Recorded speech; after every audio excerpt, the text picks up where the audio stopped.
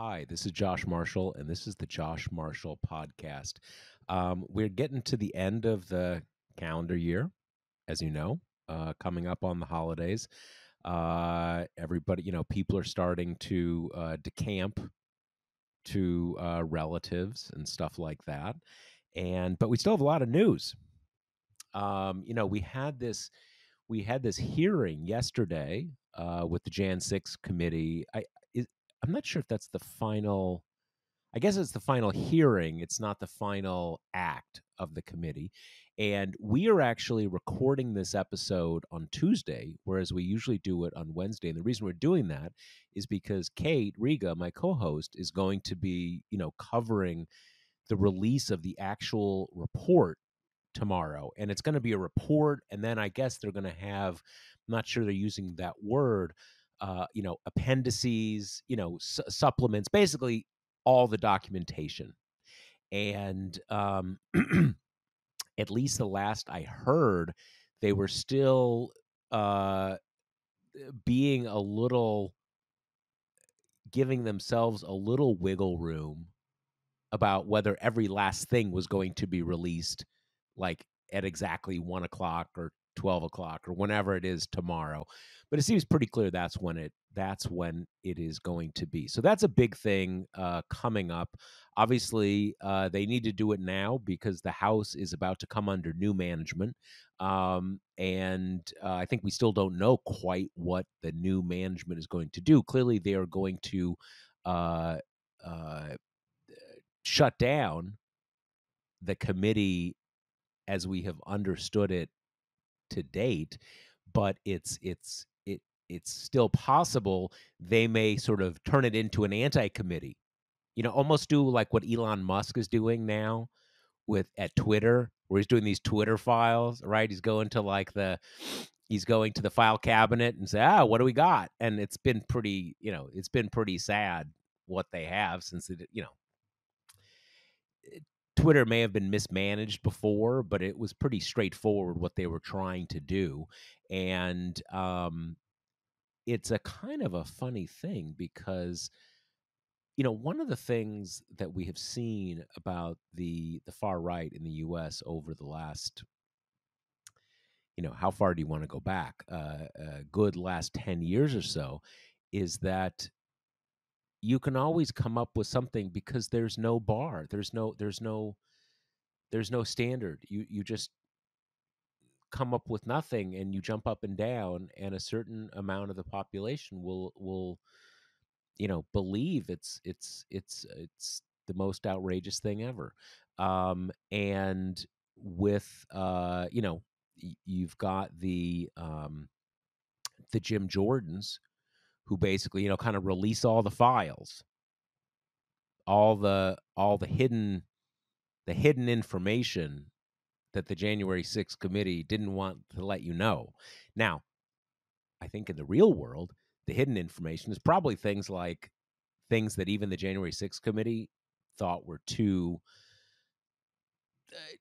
personal, maybe, for some of the people in question. Just as an example, I mean, we're not the January 6th committee, but when we did our series last week about the Mark Meadows text, if you read through the articles, there were various points in which we said, so and so, whose name we're not going to reveal, did X, Y, and Z. And the reasons in those cases were usually because we made a judgment call. This is just some random non-public person, right? That somehow ended up in Mark Meadows' uh, um, text stream. Now, if that person had, implicated themselves in some major illegal act, then it'd be a different story. But if they're just kind of mouthing off, as a news organization, you make a judgment, kind of like, you know what, we may be able to sort of light this person up for public ridicule and whatever, but is there really a news value to that? So there's probably some stuff like that in the January 6th committee, but like all of this stuff is kind of is the whole idea that you're going to do a counter committee is premised on the idea that it really was Antifa, or it really was a false flag organization by, operation by the FBI, or all these other kind of insane ideas that still animate the right. As you know, they came out with these criminal referrals, and Donald Trump was the top guy, which makes sense. And I believe it was Jamie Raskin who I think made the right point.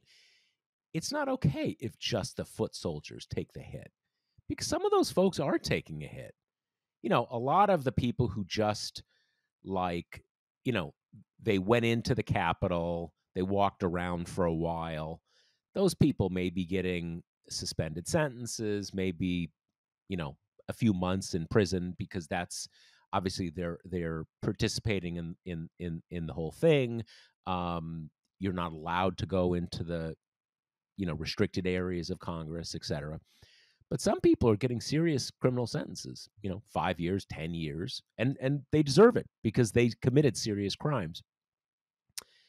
But it is inequitable that the person who put everything into effect, whose actions were the necessary, if not always sufficient, condition for these things happening, to just walk. And one thing that was very interesting to me in the referral conversations, and I think Kate and I will probably talk about this in a minute, is that they, by design, kept saying, and others, but they said Donald Trump and John Eastman and others. So it's very clear. There's Donald Trump, he's the big guy, and then there's John Eastman before everybody else who's just in the grab bag. Like, they made that was a pretty loud and clear point that he is the first among equals after Trump of the person who they think committed a lot of serious crimes. And I found that kind of striking. I mean, I don't disagree with it at all. I could sort of imagine a couple other people who they might have decided were in kind of the same group, the same high level of culpability. But that was very interesting, and I think pretty unfortunate for John Eastman. A few other points we'll get into. One we're also going to talk about this. This George Santos case in his district, his new district, maybe soon to be former district. I mean, what's going to happen with this guy? He's got a district that's in the Western Long Island and part of Queens, so sort of straddles the border of New York City. Who seems to have sort of fabricated his entire life story, and there's a whole question about that. In any case, we're going to talk about that and a few other issues. But before we do that, let me remind you that the Josh Marshall podcast is brought to you by Grady's Cold Brew Iced Coffee.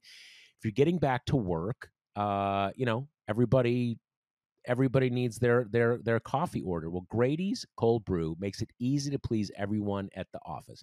Their beanbag kits are simple to brew. Just add them to a container of cold water and let them steep in the office fridge overnight. Stock your break room with sweeteners, syrups, and alt milks, and let everyone be their own barista. Order a beanbag box to get 72 servings of subtly sweet cold brew for $60. Let me see. Wait, hold on. I'm not wearing my glasses. It says 60. I don't want to quote them wrong, because everybody will be demanding it to purchase for the wrong price. Yes, it is $60. That's the price that even accounting will love. Ready to give it a swirl? Get 25% off at Grady'sColdBrew.com with promo code TPM. That's Grady'sColdBrew.com with promo code TPM. Okay, Kate Riga, co-host Kate Riga. What was your take from the final committee hearing yesterday? It was interesting because in some ways I think it struck as very anticlimactic, because we knew the criminal referrals were coming for quite a while. We even kind of knew what 3 of the 4 charges would be.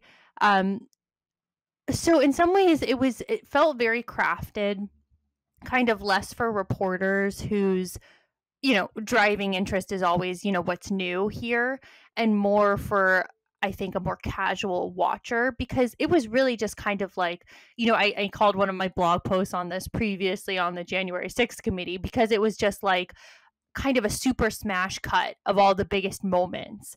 And, they have shown a penchant for making compelling and emotional TV. So they had a big video montage that was, spliced in with the violence on the steps of the Capitol, and then pieces from the depositions, and all just kind of wove together. And they went member by member down the line to it was basically the closing argument, right? It's just you take up all your best arguments, you put it together, and here's the thesis, which is that Donald Trump is likely guilty of multiple criminal charges, which they're passing off to the DOJ. I agree with you that I think we kind of always knew that John Eastman was probably on the hot seat to some degree, but he was on the hot seat to a degree unlike anybody else in those kind of upper echelons of Trump's orbit. It really was kind of Trump, Eastman, and then, we'll get into this, but the text of the executive summary that dropped right after the hearing gave us some hints as to who those quote unquote others are that Raskin referenced when he was reading out the charges. So we can kind of, maybe we just get into that now. Who are the give us a few names. Yeah. Who seems high on that list? Okay. So overall Trump gets slammed with obstruction of an official proceeding, conspiracy to defraud the United States, conspiracy to make a false statement, and inciting an insurrection.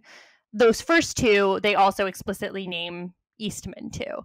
Okay, so as you get into the summary, they kind of break down each charge to explain their rationale and the supporting evidence. So that first one, which is obstruction of an official proceeding, which to me kind of seems like hard to dispute. Yeah.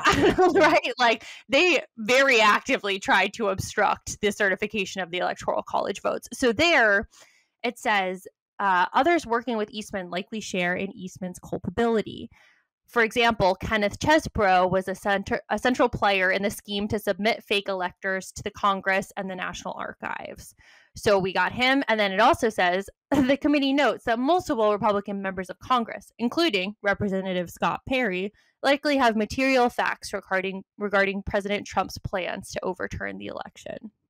So those two named out there. For the next charge, conspiracy to defraud the U.S., they say that Jeffrey Clark, another Trump lawyer, stands out as a participant in the conspiracy. And they say others who appear to have been included are Chesebro again, Mark Meadows, and Rudy Giuliani. And then you have Eastman and Chesebro again coming up as, quote, co-conspirators under the third charge. And then insurrection, they leave that one to Trump alone. But then they kind of conclude that section by saying, oh, bonus section, we actually think that Trump is probably guilty of these two other things too, but we couldn't, make the case because too many people pleaded the fifth or refused to testify. And those are the seditious conspiracy statute, and then the one about you can't stop an official of the U.S. from discharging their duties. Right. And with the discharging their duties one, the committee also kind of helpfully points the DOJ in the direction of Mark Meadows, saying he can probably help you make the case, but he refused to testify before the committee. So those are the people that the committee seems most interested on this, tertiary level after Trump and Eastman. Yeah, it's funny because when I saw Eastman sort of singled out so much, at first I was, as I thought about it, I think it does make sense. Not surprisingly, there's smart people up there.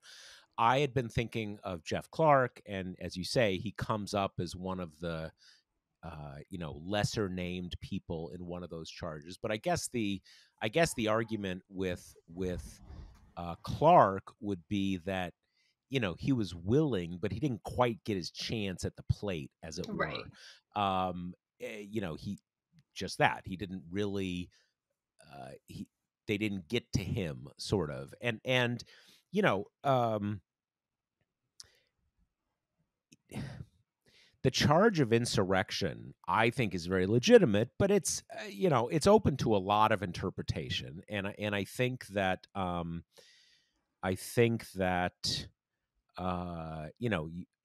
as many lawyers have pointed out, you get down to the obvious Trump defense was, I still have free speech. I have my First Amendment rights, and I have lots of First Amendment rights in a political context. And I was making a political argument. Now, I don't find that very persuasive, but it's a decent defense. At least it at least gets you a hearing. But I note the complexities of that because, as you said, the other charges, I'm not even sure what there is to dispute. I mean, they were trying to obstruct this official function of the U.S. government. There's simply no, they don't even deny it. It's and that was really my sense, and I think that it is the weight of those recommendations are, I think, heightened by the fact that I think what we currently know from what we're hearing from the DOJ is they don't necessarily need those recommendations. Like they're underway, they're working on it, and I think that one thing that any observer of these kind of things of the DOJ will tell you that the DOJ is not really interested in the recommendations of Congress for good and bad reasons. First of all, it's not up to them. Congress is a legislative and investigative for the purposes of being a legislature entity.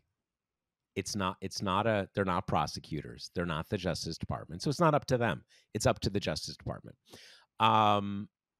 And, so good reasons, and then bad reasons kind of you're not the boss of me, kind of professional rivalry and all that kind of stuff. So I think the significance of this is that the Congress is, backstopping, as it were. If you were thinking of kind of flaking on this, we're gonna kind of make the case publicly and make it uncomfortable for you if you decide, well, we just don't think, we don't think it's there. But I certainly have the sense that, I don't know. I have always been fairly skeptical that there would be charges against Trump himself over this whole debacle. But now I'm not really sure. And I think that paradoxically, one of the things that I think has made him much more likely to be indicted now is the stuff with Mar-a-Lago. Because it's sort of like, repeat offender, because there's, we always say president isn't above the law, which they're not, they shouldn't be. But indicting a president for things he does as president is still a big step. And there are a lot of consequences to it. There's a lot of leeriness, for very good reasons, about going there. What you have with the Mar-a-Lago stuff is kind of like, wow, maybe the things you're doing as president, maybe they're kind of on the, the fringe of your kind of latitude as president, or maybe kind of sort of. But then you kind of steal these classified documents when you're not president anymore, and then you hide them. And I think that outside of the sort of the hardcore MAGA people, I do think there's been a sense of sort of like, dude, you're just a criminal. You're just breaking the law right and left. And if you're going to get indicted on that, then kind of even though it's different in a way, sort of the line is crossed. And so I do think it makes it more likely that he will be indicted. And when I was watching that stuff yesterday, I did kind of feel like how are these other than a generalized argument of we just don't want to have a legal proceeding against a former president, what's the argument for I'm not even sure what the argument is for a acquittal, let alone a charge. I'm not even sure what the defense is. It's so on the obstructing an official proceeding. Sometimes those things get kind of technical of, obstruct, well, okay, how big was it a deal if you kind of wouldn't let a meeting happen? Well, this is a pretty big meeting, a pretty consequential one. And it's funny, our colleague David, I had thought that, I think early on, and I think a lot of other people were very sort of mystified at the focus on the fake electors thing, because it was sort of happening in plain sight in real time, and it was so kind of ridiculous. Like, they're fake. Like, I could, I could come up with a Josh dollar and try to go in and buy something at the store, but would you arrest me? Like, no, because it's a Josh dollar. Like, it's not, whatever. And at first, I think a lot of us thought, speak for my own errors, possible errors, that the key is that it involved very specific acts, very specific sworn statements that were false. So it's like, right in the bullseye for what you can bring a charge against. But as I had a conversation with David about this, and he kind of walked me through it and helped me understand it in a different way, is, the fake electors thing, it's of a piece with the shutting down what was happening on January 6th. It all fits together. So it all really is a conspiracy. They're I mean, I knew this, but I didn't quite, it wasn't, I hadn't fully internalized how central it was to everything else that happened. Anyway. Yeah, I think a big point of discussion has been these committee referrals have no legal weight. Like you say, you have to maintain separation of powers here. So the legislative branch can't just tell, the executive what to do and what to enforce. But the point of it and the value of it is political and public, making this case as airtight as you can, so the DOJ can't just kind of like wiggle out of it without any difficulty. And I think yesterday, as a closing argument, much of it drove right at the obstructing of an official proceeding point. There was the most granular detail we got, and that was rehashed, was all about the central image, which Cheney brought up first, of Trump sitting in the dining room in the West Wing, watching the violence unfold on TV and refusing to call anything off. And then after that, it was all the details of, senior White House staff recounting people getting nervous, people telling him to call it off, and him just kind of rebuffing all of those efforts. Like, this was their final public hearing, and they spent probably 75% of it on what was happening while the action was unfolding. And that, to me, seems to drive specifically at that one charge, to kind of hand the DOJ this blueprint of, here's all the evidence we collected. This top charge, at least, is just rock hard, So I think that's interesting. And then the kind of parallel to that is, we know Jack Smith, the special counsel who's in charge of both, January 6th and the Mar-a-Lago docs, the first actions that he's taken that we've become aware of are subpoenaing Brad Raffensperger in Georgia and the big election workers in all of the swing states, trying to ascertain Trump and Trump campaign communication with them, which, like you say, that's where you tie in the fake electors thing, which is all of a piece, right? It's all about disrupting the official proceeding of certifying the votes, by both letting violence literally disrupt the process and then also trying to put forth these, false actors. So I think it all does kind of tie together. And I totally agree with you that for a long time, I've just been so skeptical of anything happening to Trump, in part because he's been untouchable his whole life for doing, various levels of crimes, but also, you've got Merrick Garland kind of at the helm, who is the embodiment of caution and this kind of nervousness about stepping over lines and breaking norms.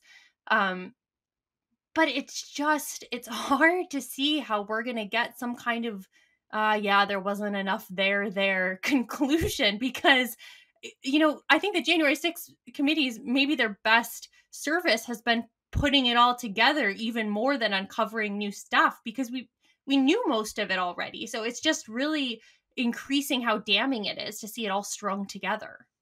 Yeah, and I think the point,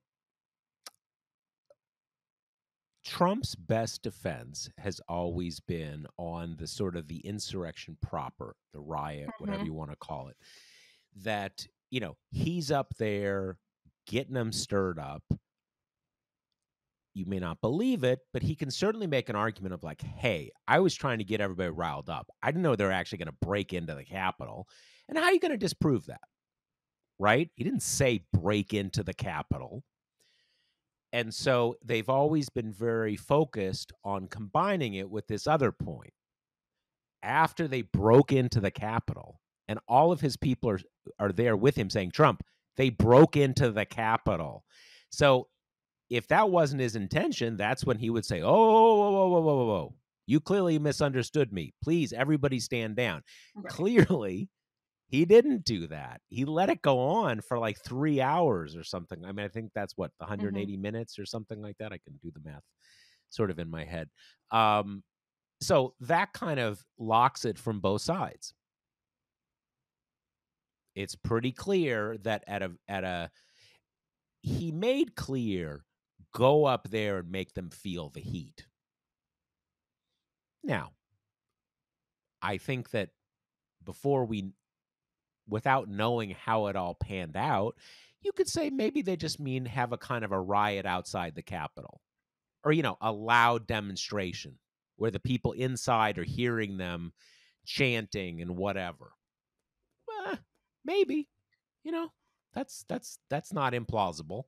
But we know how it turned out. And it's funny. I mean, I don't see myself as someone who needs a great deal of persuading on Trump's guilt about this stuff. But actually, when I was watching that yesterday, I was kind of like, man, it's a little tighter than I thought. Yeah. Not that the guilt is clearer than I thought, but just when you look at the actual laws, like, there's a law obstructing an official government proceeding. I mean, what is your possible defense?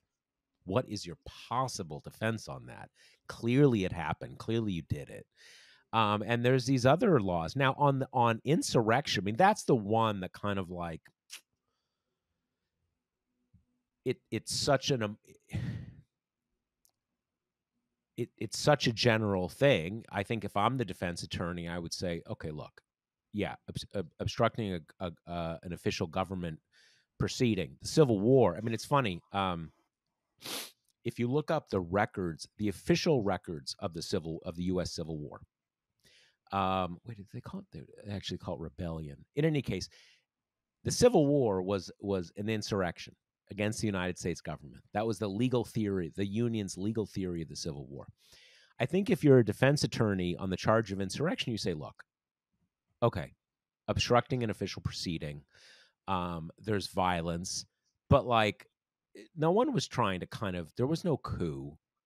This was just a kind of a disorderly ransacking of the Capitol building. It's not an insurrection, that's just, and I'm not sure I don't know. I'm not even, what case law even is there, on an insurrection? I don't even, to me, it is definitely an insurrection because you are trying to overthrow the constitutional system. Donald Trump had no legitimate power after January 20th, 2021. Any effort to perpetuate that power is a coup d'etat. So, but again, that is me as someone who thinks about politics, as an historian.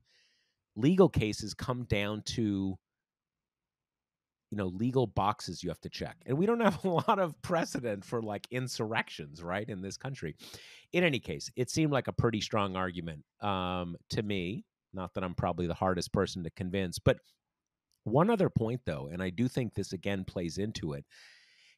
As you see he's still the leader of the GOP, but there's clearly, let's put it this way, there are clearly a lot of Republican cowards who, even though they don't want to stand up to Trump, they are passively hoping that Trump falls apart, or that someone else stands up to Trump, or they're not going to help him. And that is basically political. They want to be done with him. But I do think there's that political factor mixes with a certain amount of exhaustion of kind of like, man, what you did here was really not okay. Really not okay. And where I think you see those things coming together is like with Bill Barr, basically. Obviously, he's trying to repair his reputation. I'm not saying anything positive about him. But on the Mar-a-Lago stuff, where he's basically said, like, yeah, you don't break the law. What is the possible rationale here? There's none. And I think he's I don't know where he is on the Jan 6 stuff. But anyway, what do we see happening tomorrow? What do we expect? It's still somewhat up in the air if we're going to get this whole enormous bundle at once, or if they're going to release some stuff a bit later. Like you say, they've given themselves a little breathing room there. But, one thing I wanted to say before we move on to another topic is I have been a little bit confused about the timing and like the format of the rollout of these final conclusions here, because the through line that we've heard over and over and over is that they don't want this to be like the Mueller report because they think people didn't really read that. They think it wasn't really clear what he was saying ultimately. That being said, the rollout here so far looks a lot like the Mueller report's rollout.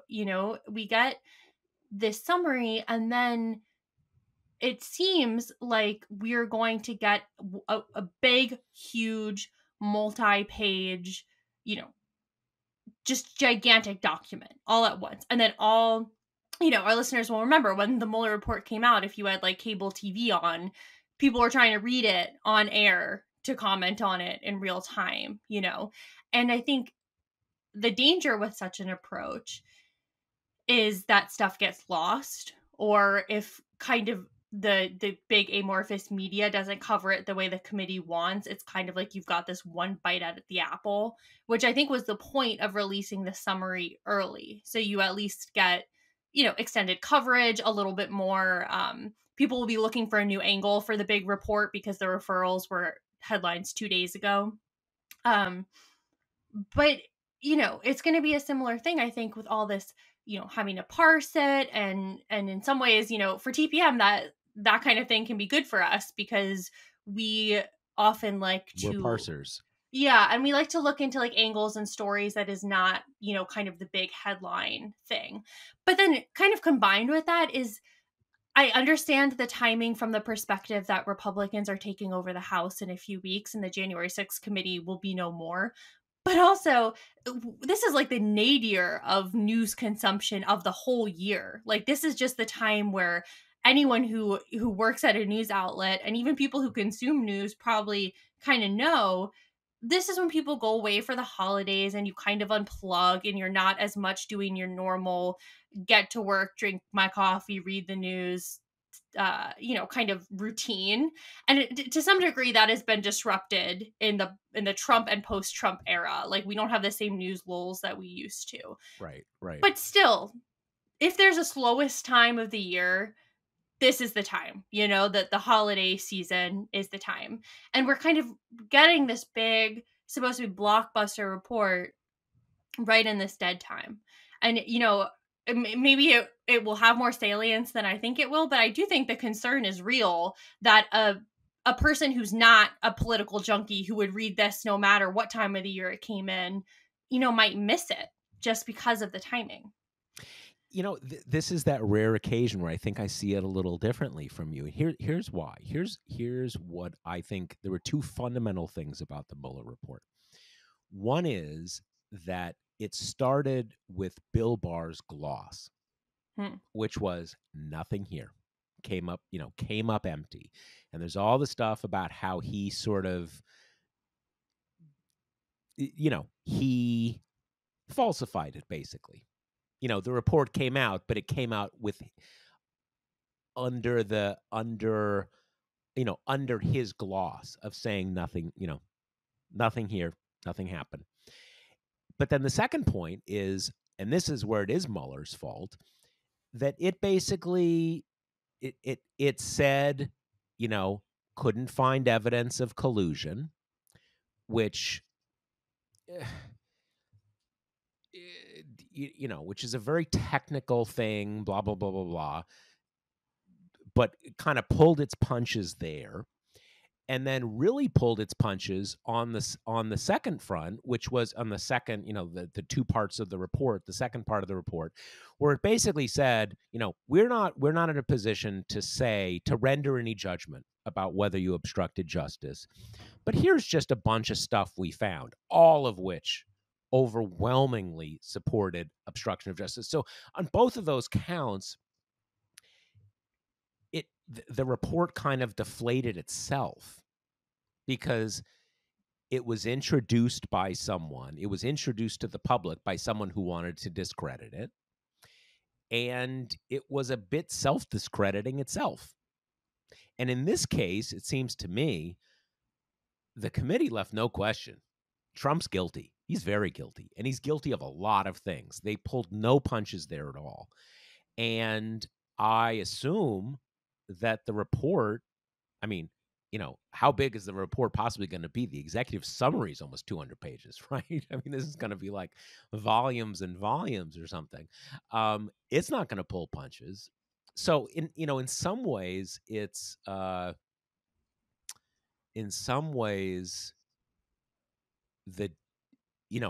much do we have to worry about the general public digging into the details when the headline is so clear? Trump did it. He's guilty. He should be punished. Now, having said that, yes, it is kind of a dead news period. And, I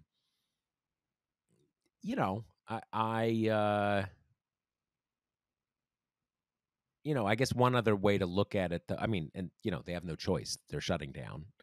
But the other thing that's interesting to me is that, a lot of this, as the great series that you and your colleagues, Kate, put together showed, a lot of this isn't about Trump. A lot of it is about people who are in positions of leadership in the next Congress. True, though that I'll be really interested to see in the final report, because we did have kind of a flurry of palace intrigue people at the committee being pissed at Liz Cheney stories in this last run. And the central driving force there was people being annoyed that she was insisting on the singular Trump focus to the omission of kind of other points that the committee brought up. And it's not entirely clear to me if that's because people who work on the committee are genuinely concerned that, someone like a Scott Perry or a Mark Meadows or whatever is going to get off scot-free, or if this is more from a an understandable but personal peak that the work that you did is kind of getting sliced out of the final product. And we do know, I was just gonna say, we do know that the committee had like disparate teams working on stuff. They have like the Trump team, they have the Follow the Money team, just like coming at it from different angles.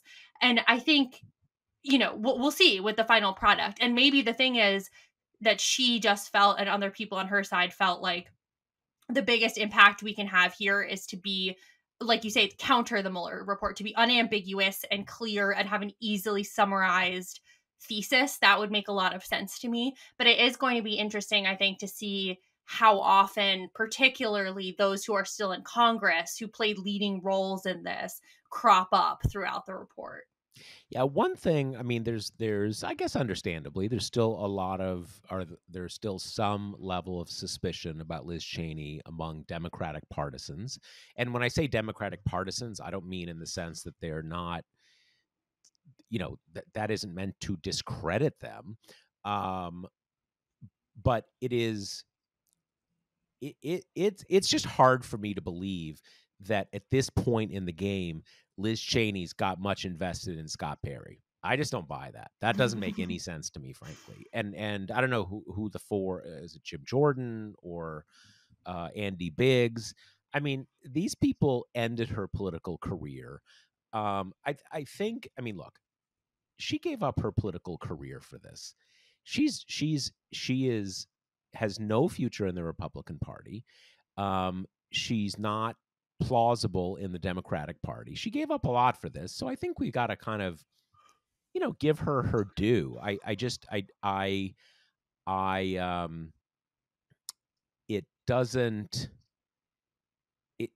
doesn't add up to me that she would be concerned about covering for the leaders of the Freedom Caucus.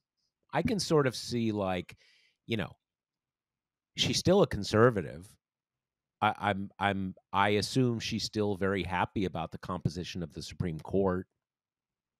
I mean, whatever. That's who she is. I don't take that away from her. But yeah,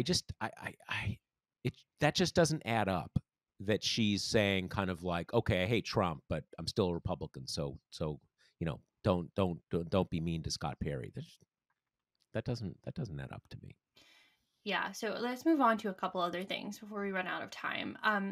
The one that I think segues the neatest is kind of, while we have this budding situation for Trump. I mean, he's got multiple situations. He's always being investigated by like 10,000 different people, it feels like. But while this track at least is, gaining speed, gaining momentum, and you got Jack Smith kind of working his grand jury in the background, Trump unveiled last week this all caps major announcement that he had teased the day before, which obviously kind of got political observers on the buzz about, this is going to be his running mate, right? Or some other significant announcement related to his 2024 bid.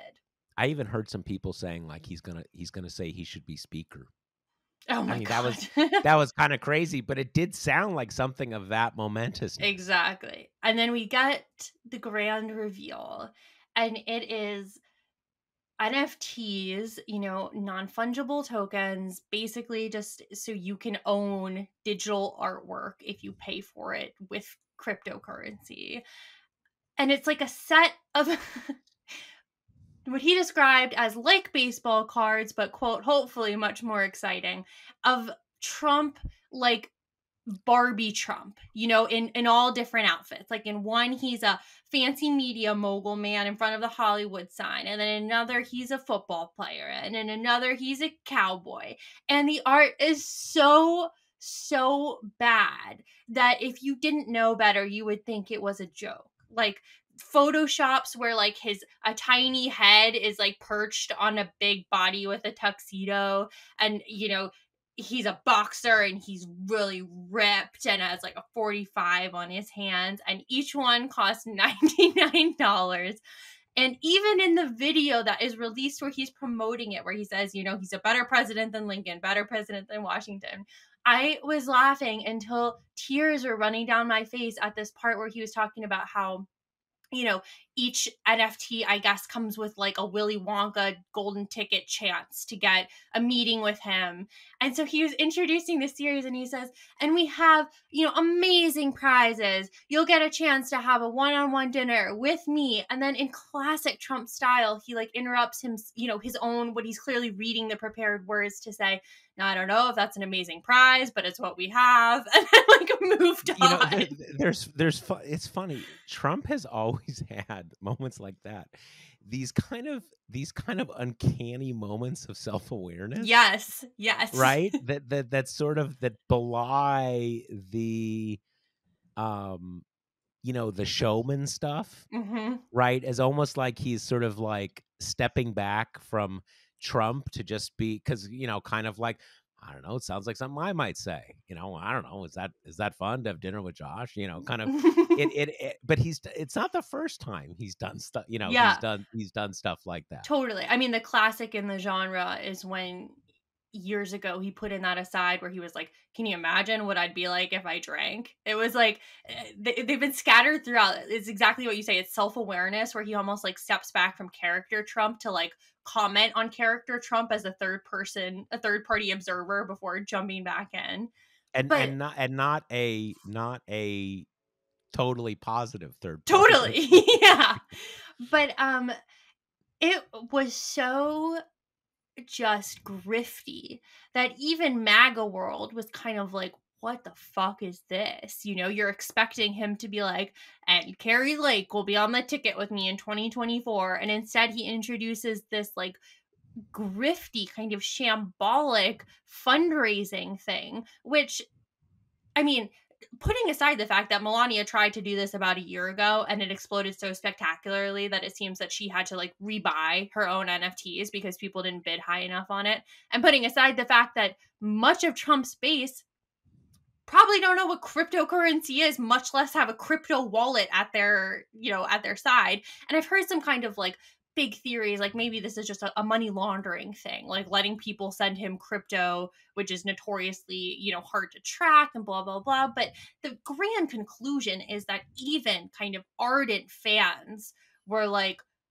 this is pathetic, because that's what it is. I mean, it had the feel of like, I don't know, late night QVC or something. It was just so low energy and he seemed so half-hearted about it, you know, that it just really, I think a lot of people responded for the first time being like, is he gonna be able to run in 2024? Like, this is some low energy Jeb stuff right now. Totally. Well, and also, you know, when you talk about the artwork is very much, you know, there's a whole genre largely on social media of, you know, Trump face photoshopped on ripped body kind of. I mean, it's a whole genre, and it was exactly like that, you know, kind of Trump as He-Man, Trump as strongest man in the world, which is, you know, kind of like, yeah, jokey. It's a little funny if you're like an obese man who's almost 80. I mean, like, kind of like, okay, I mean, whatever. But and the other, you know, an additional thing is that NFTs are kind of downstream of the cryptocurrency world, and these are not great times for crypto. You know, Right. crypto's kind of on its heels at the moment. People may, you know, agree or disagree over whether that's permanent or not, but it's sort of funny timing, and it does. I think some of his people have tried to portray it as, you fell for it. You know, he punked everybody. Everybody got all worked up, and it's the NFTs. Like, well, you know, maybe you punked yourself. Kind of like, you're not. It's another thing that kind of. It's another thing that goes to the general perception of he's just doesn't have it anymore.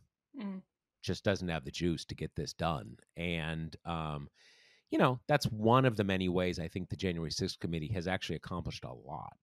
That it has made him seem not only guilty, but kind of just damaged goods. Right. Like, I think a lot of Republicans are kind of like, yeah, I like the you know, kind of like, yeah, still be authoritarian and still hurt people, but maybe we need someone new to do that. Maybe we need Mm-hmm. Rick DeSantis to do it. Maybe it's a little done with Trump. But on all of those things, there were a number of things that happened over the last week that got me a little further to thinking this guy's never going to be president again. I don't know if that means he's not going to win the nomination, although I keep getting more skeptical about that. Although I don't even know what I think, but I don't think this guy's going to ever be president again. And thank God if that's true. And I'm not saying I'm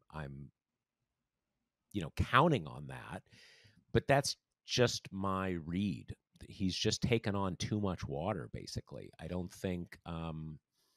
Anyway, that's my Yeah. that's my read. I think at this moment in particular, it really is just a nadir for Trump because he's coming off the midterms where he was kind of directly responsible for some very high profile losses. And it was the third consecutive cycle where he'd been responsible for high profile losses. Especially in a cycle where Republicans were expected to do quite well. And then on top of that, you've just got this idea of, he's always in Mar-a-Lago. He will only do like Uber friendly TV. And we've kind of seen that path. I was gonna let me ask you something because I was wondering about this myself. Does he even go on Fox anymore? I feel like he doesn't even really go on Fox anymore. All the recent ones I've seen are like Breitbart and Newsmax and stuff like that, or like conservative talk show radio like stuff. Mike Lindell kind of TV, exactly. kind of these like Newsmax and those kind of. Yeah, I mean, he weighed in on the McCarthy speakership thing a day or two ago, saying that people should support McCarthy, and he did that, via a Breitbart interview. So those are the kind of pastures he's seeking out, and it is funny because we've now seen kind of a tranche of MAGA characters try to do that, try to take the whole like we hate the press thing and translate it into we are never taking an unfriendly question. And honestly, it just hasn't seemed to work out that much of the time, right? Like that was Herschel Walker's whole campaign, was refusing to talk to any normal reporters. Like Carrie Lake did the same thing. And it's like they do this thing where they try to get mileage out of, making fun of the reporters who come and cover their big events and then only sit down for interviews with these like nutso right-wing things, which I think has the dual effect of A, making more people believe that they're kind of right-wing nutso, and B, those places, while their audience is going to be very friendly to you, that's not a very big audience. And obviously we are going through a huge transition in kind of the media political landscape and how to reach people, and people are not being reached the same ways they used to. But we are starting to build up a bit of a database that if you are only going to go to places that reach a very limited audience that is totally on your side, that's having some like real downstream effects for these politicians. I would say too, as is so often the case, it looks smart when you're winning. Right. It looks really smart. It looks really tough when you're winning. When you're winning and you're like, nah, New York Times, nah, CNN. When you're losing, it looks pathetic. Mm-hmm. And that's kind of what and I'm not even sure, like, when was the last time? I guess he hasn't been on the road since the election. Yeah. But there's kind of like a Howard Hughes vibe now. Him down in Mar-a-Lago, ranting on Truth Social and stuff like that. And just the reality of the legal situation makes him seem on the defensive, because he is on the defensive. And, it's funny you said about, his role, his apparent role, which I think is clear in a disappointing midterm for Republicans. One of the weird things about that is that it only seemed to kind of, Republicans only really had an epiphany that they've had 3 bad elections. They held the Senate in 2018. They did better than they thought they would do in the House in 2020, arguably maybe the Senate, but big picture, they were 3 consecutive bad cycles. But they had kind of convinced themselves and convinced a lot of the political world that that wasn't true. That kind of like that Trump pulled it off. Yeah, he's crazy, but he wins, but not really. They've actually had some, 3 consecutive elections where they did, at best so, and by most, I mean, look, he was not reelected. American presidents get reelected. There's only a handful in the entire history of the country who haven't been reelected when they've tried to run again. So, all kind of a lot of things about Trump's time in public life, which again, well, political public life, which only goes back 7 or 8 years, that he and his supporters were able to sort of deny through a lot of taunting and razzmatazz, have all kind of come undone all at once. And, they've all kind of synergized each other, as it were. I mean, and I would add as a caveat, and I think you agree with this, that it is also very possible that Trump is kind of at a nadir right now, and that when we get closer to the action of 2024, there'll be the same rallying around the flag we saw in 2016, when at the beginning of the Republican primaries, there was a very large vocal Never Trump contingent. And then as soon as he wrapped things up, most of those qualms were immediately dropped. So I don't think either of us is saying like, Trump is kind of dead in the water, but it does look like we're heading for a very messy Republican primary situation, whichever way you slice it, because Trump is not going to go quietly into that good night. Trump has got a percentage of the base that would literally die for him. And I know kind of like the sexy thing to say of late has been like, oh, well, Ron DeSantis is Trump in a more disciplined package. But like, this is a man who has not really been tested on a national stage. And we're still far enough from the election that this is the point where like, all kinds of weird people are the buzzy, this is going to be the guy. And then you like put him on a stage and he chokes or whatever. And you kind of realize maybe while he hasn't broken into national salience before this point. So I think there's still a lot of stuff up in the air, but it's hard to see the Republicans having a very strong position going into 24 at this point anyway. I definitely agree. I mean, I would say that he's still the odds-on favorite. Right. Trump. Agreed. Yeah. To be the nominee. I'm certainly not saying he's done. I guess what I am saying is that I think he's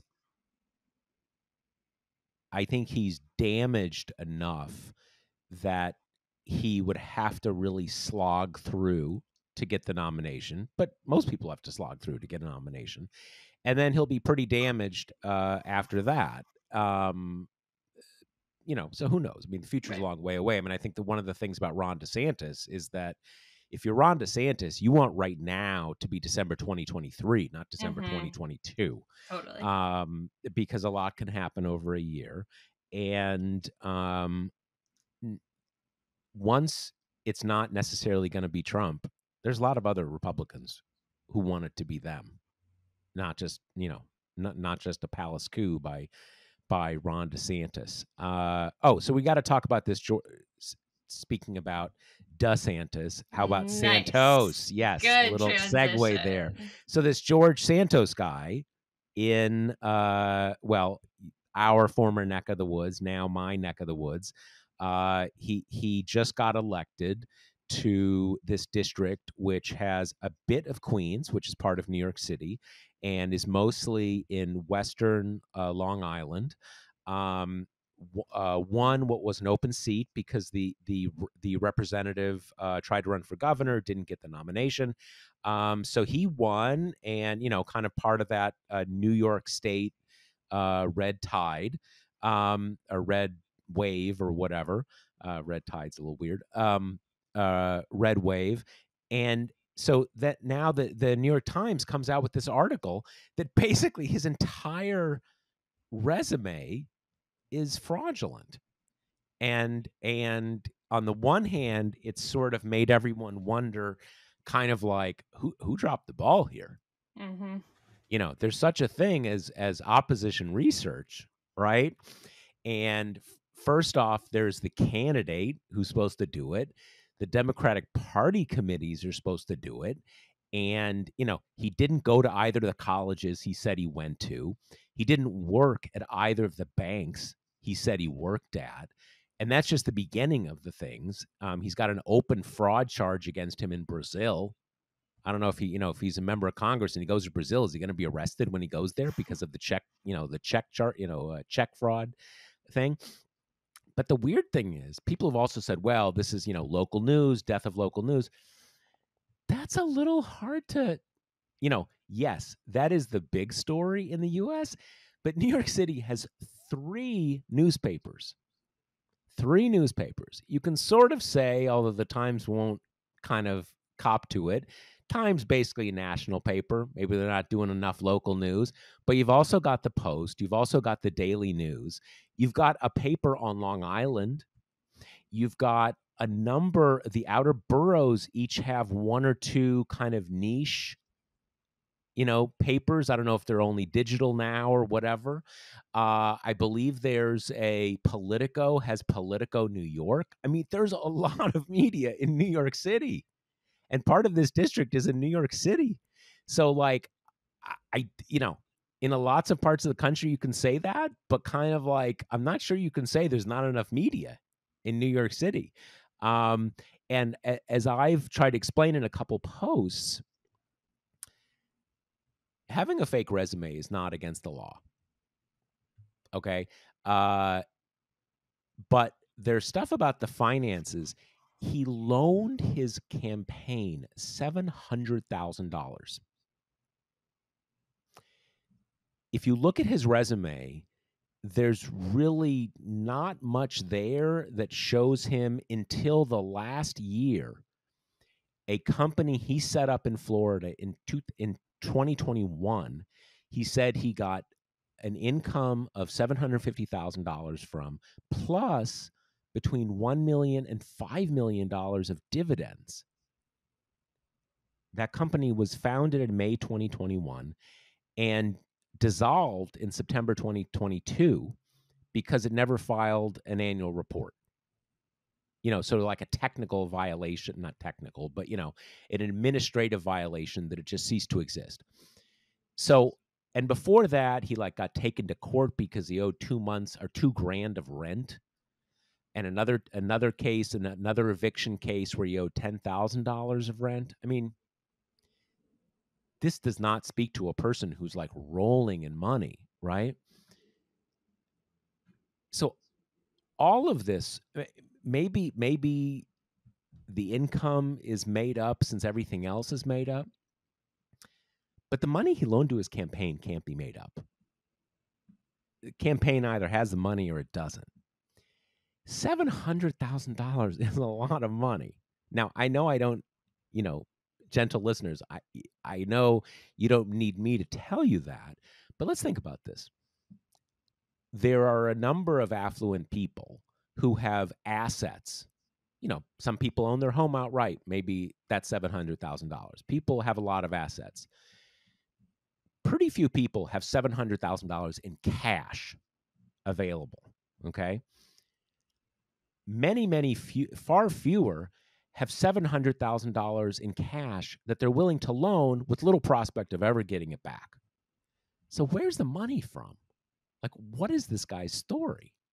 And you have the added mix to this that Republicans don't have a lot of representatives they could afford to lose. It's pretty narrow as it is. And this isn't like having someone resign in Texas. There's a pretty good chance Democrats get that seat back. So what's your impression of this whole thing? It's such a bizarre story.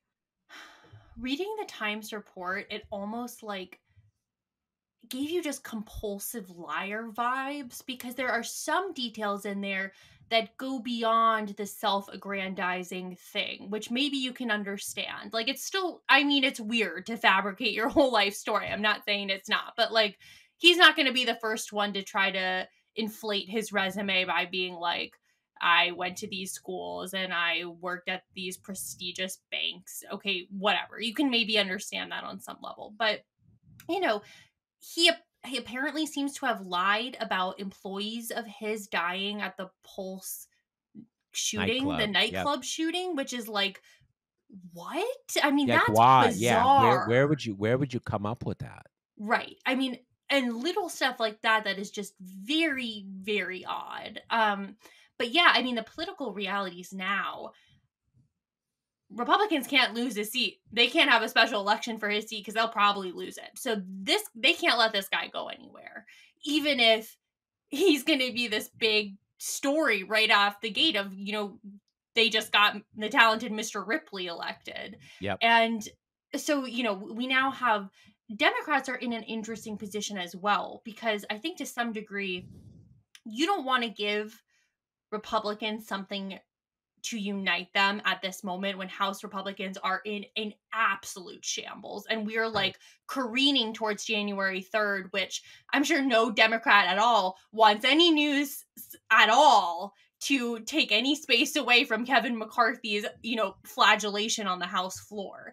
So, you know, I think that is why we're seeing some amount of restraint from Democrats so far. Like, you've got, you know, Jeffries put something out. You had Mondale Jones put something out. Like, some people are kind of saying this is nuts, you know, but in terms of kind of proceeding further, we know Republicans are not going to do any repercussions that would risk losing his seat, right? They'd rather have someone who just like made up his whole life than have a Democrat in that seat.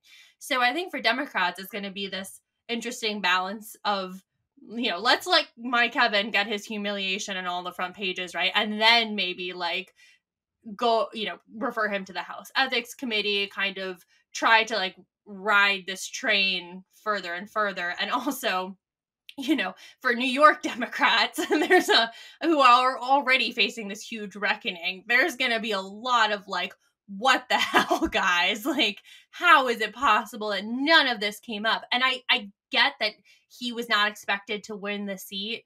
You know, that was a Democratic leaning seat, but he ended up winning it by 8 points. So there had to be some indications. Yeah. And it also wasn't, it's, as I think I tried to explain this in one of the posts I did on it, that is, I mean, in most of New York City, outside of Staten Island, the Republican candidate is never going to win. They're all Democratic seats. So the action is all in the Democratic primary to the extent there's any action at all.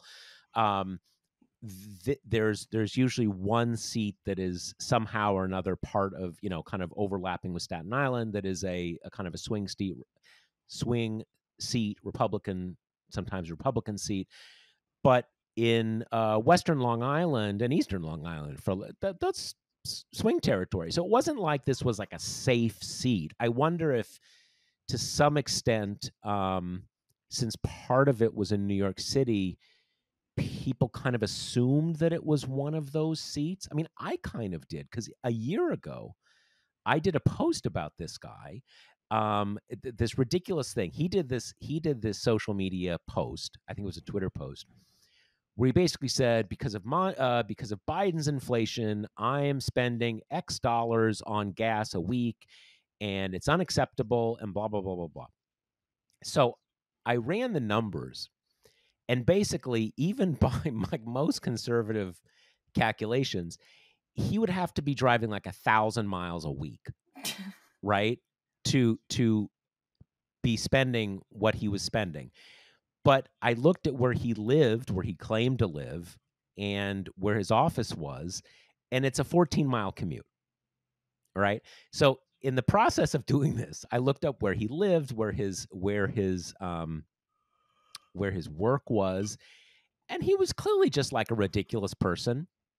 And like some of the addresses didn't make sense or something like that.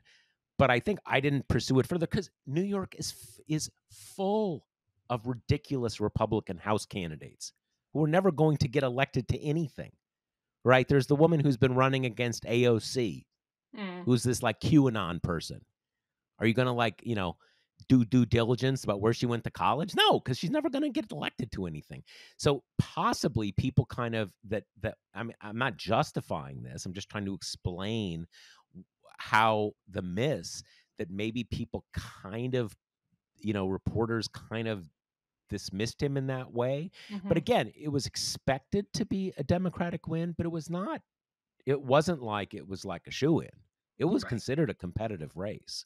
So, and also, this guy had run in 2020 and he lost handily, which kind of, I think, is perhaps a data point to your theory that, maybe people just wrongly assumed that this seat was kind of out of hand for Republicans. So it doesn't matter how crazy the candidate is. But, either way, we just now have this incoming freshman, like nothing about his life seems to be what he said it was. So, I mean, we have the gamut from like the just kind of comical matter here to, as you say, the potential, which is now where all the energy is focused on the Democratic side of seeing, did this kind of compulsive lying make its way onto financial disclosures and other parts that have serious legal ramifications if you lie about them? I think that's really the key, and that's a lot of money to loan to your campaign. And it's not clear from his resume where that money would have come from. And so that leaves a lot of possibilities, either that he's in some minor trouble on disclosure fronts, or he's in major trouble because maybe the money isn't legit. Who knows? Who knows? I don't think this is the last we're going to hear about George Santos, though. Yeah, I don't think it is either. So let me remind you, the Josh Marshall Podcast brought to you by Grady's Cold Brew Iced Coffee.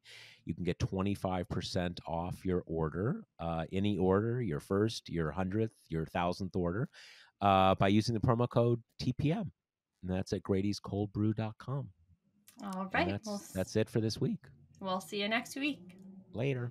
The Josh Marshall Podcast is hosted by me, TPM reporter Kate Riga, and TPM founder, editor-in-chief Josh Marshall. The show is produced by Jackie Wilhelm. Thanks to Why Not Jansfeld for our podcast theme song, and thanks to all our TPM members who make this possible. Rate and review us on Apple Podcasts, and subscribe wherever you listen.